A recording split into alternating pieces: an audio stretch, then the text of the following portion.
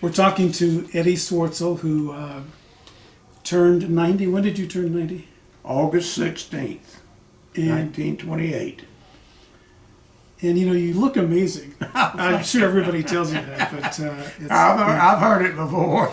So I want to talk mainly about Gulf High School, but Okay. we could also talk about the early days as you remember them in Newport Richey. All right.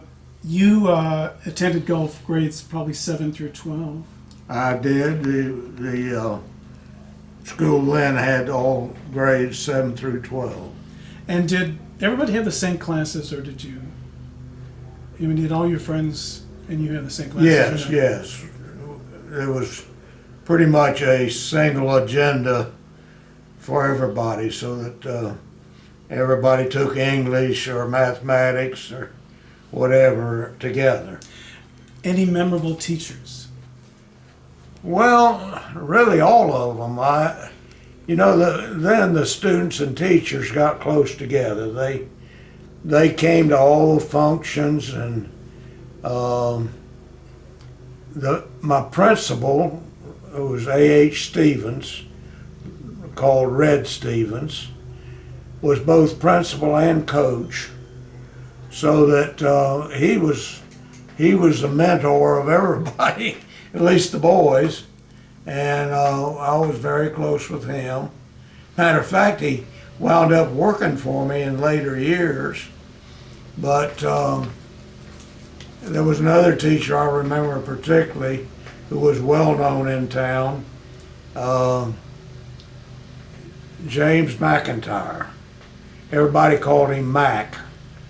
And he was the manual arts teacher. Manual arts was kind of a big thing then, of teaching boys to make things, and so he had quite a workshop behind the school with lathes and saws, but he interacted very much with the boys and girls.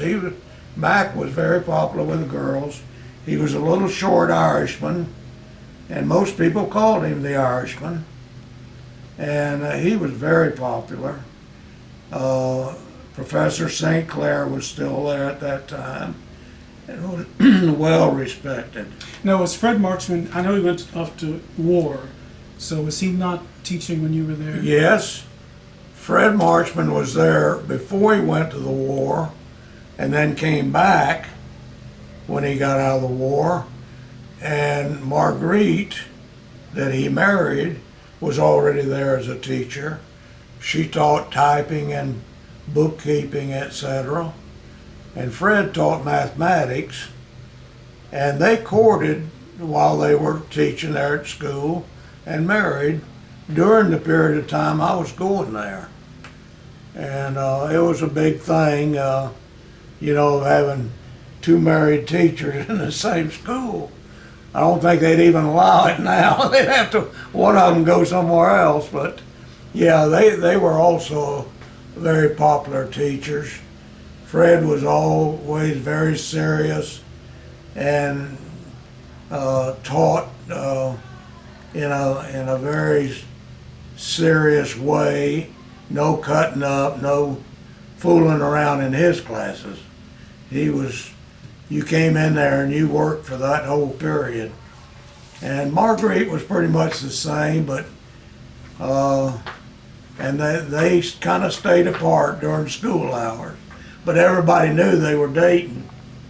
Now, you started, I know in 1941-42, the football team won the Gulf Coast Conference. Did you play on that team? No, I did not. That was Coach Daugherty. So did you play under him later? No, he left the year I went out for school, for football. Which would be 42-43. Correct. Yeah. And I read that because of gas rationing, football was the only sport. Is that what you remember? During at least 2 of my years, we went to football games in a big truck with sideboards and benches in the truck that was provided by our local Pasco County Commissioner. It was a county truck, and his son played with us on the football team. So he made sure we had transportation to our away games on that county truck. But it was a big open truck, had a tarpaulin over it, and that's how we went back and forth to our football games away from school. Now you played at what later was called St. Clair Field behind what is now Schwetman, That's correct. and but you said it was day games mostly because of no lights. During the war, we were on a blackout after dark, and there were no street lights, no lights of any kind. We were encouraged to keep our blinds drawn.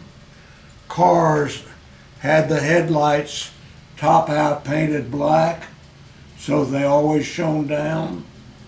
So it was a pretty strict ruling there during the war, because it came about when the 8 saboteurs came ashore in Florida, up near St. Augustine, which they were later caught.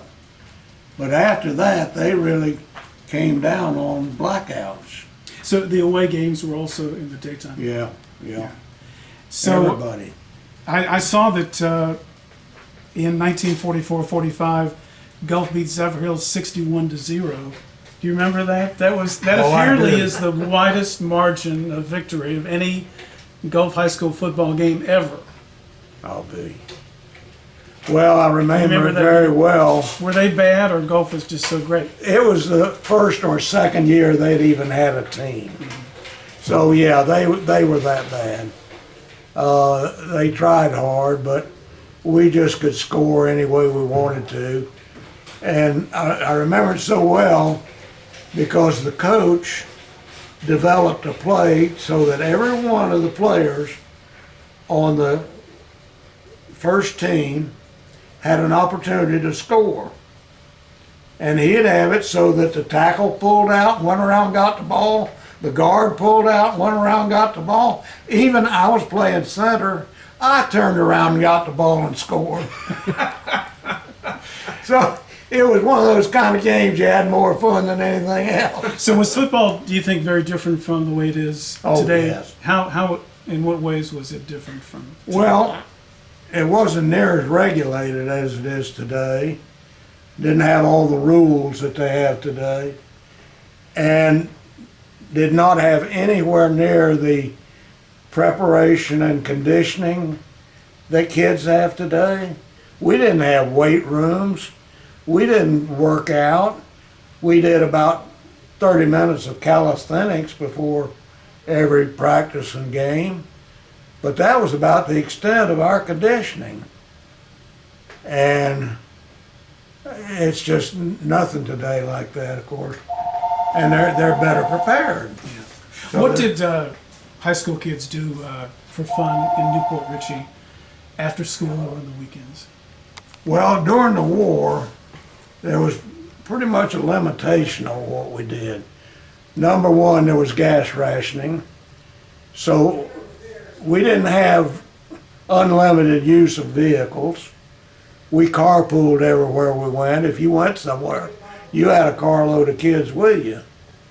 And we had a lot of school activities, either during school and after school. We had school dances and school plays.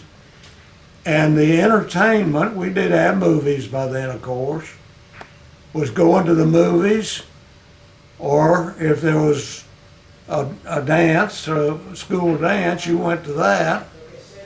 But kids entertained themselves more than today, by all means. We just made our own entertainment. I think you would have been about 13 when Pearl Harbor was attacked. Do you Oh, recall how you learned of absolutely. it? How did you hear about it? I went, it was a Sunday, and I went to the movie uptown, 2 or 3 of us. I came out of the movie, and Mitty P. Locke, she was Mitty Pierce at that time, came down the street in Newport Richey in her car, hollering to everybody, we're at war, we've been bombed. and everybody go home and whatever. So I did go on home immediately, and my parents already had it on the radio, and we just stayed glued to the radio for the rest of that day and probably the next one too, hearing all about the bombing of Pearl Harbor.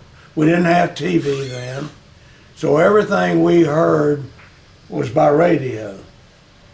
And I can remember every evening at 6 o'clock, we were in the living room glued to the radio to hear the latest news every day. Do you have any memories of Pierce Elementary School?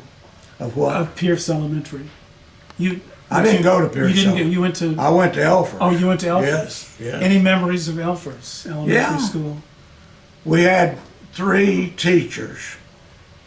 A teacher taught the 1st and 2nd grades, 3rd and 4th, and 5th and 6th, and Mitty Locke was principal and taught the 5th and 6th grades.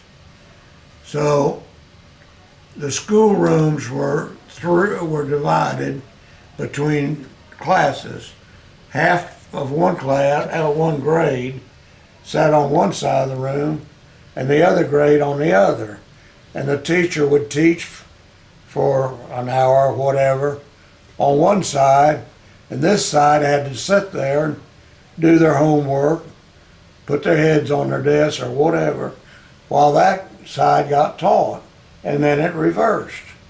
And that's the way it was all the way through my time there at Elford Elementary.